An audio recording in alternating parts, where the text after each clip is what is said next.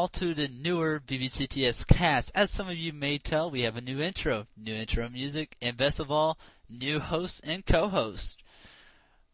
We're out with the old and in with the new, with Phil as our newest main host, with me, with Chris as our co-host. Today, Dan had a family reunion that happened to be around 10 o'clock Eastern Time. Was supposed to return, however, no show, so we do not know what's going on. We've called, but anyways, let's get on with the better, interesting stuff.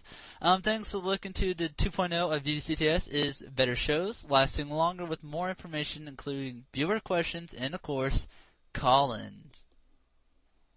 Yes. Bill, anything you'd like to say?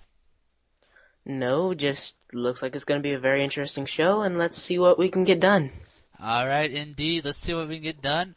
We're going to start off by saying some people will notice we have a whole new setup when we do our shows now. Obviously, as you can tell, we're now on a podcast website, which we need you guys, our viewers and supporters, to download our shows to help us bring it back.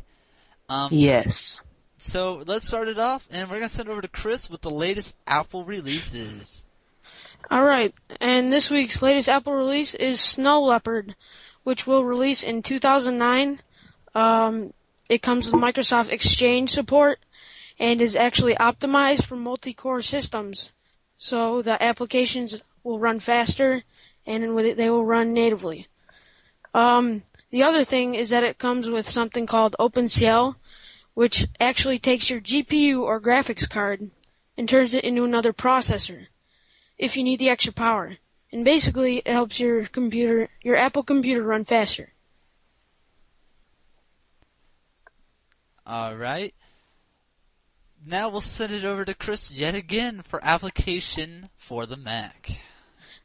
And this week's app for the Mac is called Sinuti. Now, what it does is, you know when you try to get songs from your friend's computer off of iTunes and it's only synced to one computer? Well, what this program is, it's called Sinuti, and it pretty much, it uploads a driver to your iPod, so when you go to any person's house with iTunes on their computer, you'll be able to take that music. Alright. And now, for application for PC, we're going to send it over to the one and only Phil. Yeah, today's application for Windows will be Rocket Dock. As you know, if you have a Mac, you will notice you have the dock at the bottom, of course. So what I'm talking about is Rocket Dock, which is the Windows version, fully customizable. You can change your icons. You can make it almost look exactly like a Mac. And if you have another application called FlyKite OS X, you can make it all look like a Mac. And it also comes with RT Launcher, which is another version of Rocket Dock, but I think that one looks better. So just basically Rocket Dock makes your computer pretty much look like a Mac. Alright. And now, a little brief intermission, as I guess you could call it. Just to inform you guys, there will be more topics and sections. Obviously, we've had to cut it down to what we're able to do. Real quick though, just a shout out to our sponsor, SuperIntestSpyware.com. And hopefully people out there who want to sponsor us, feel free. Contact us, bbctscast@gmail.com. And obviously if you want to check out SuperIntest Spyware, go to our website. Links in show notes. Alright, so now, back to the show. We're going to send it over to Chris with the real-time news of tech. Now, this week's real-time news is actually a little different.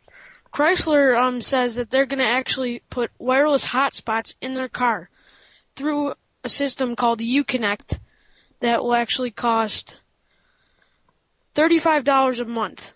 Now, it'll give you a 30-gigabyte hard drive in your car, and it's installed by your dealer when you buy the car.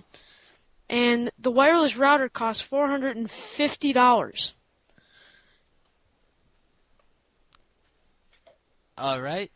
In today's website of the week, which we'll have every week, obviously, as the title mentioned, it's picked randomly by what we've seen to appeal by us. However, today's website of the week is Craigslist, mainly because I got my Power Mac G4, thanks to Phil for showing me this and helping me decide to buy it or not, for $400. Pretty much from Craigslist, you pretty much can find anything on there for a good price. Then again, sometimes you may find prices that are a little overdone. Overall, it's worth the check to, your local area around you to see what you can get. A lot of people I know in my area are selling Apple computers very cheap. And why?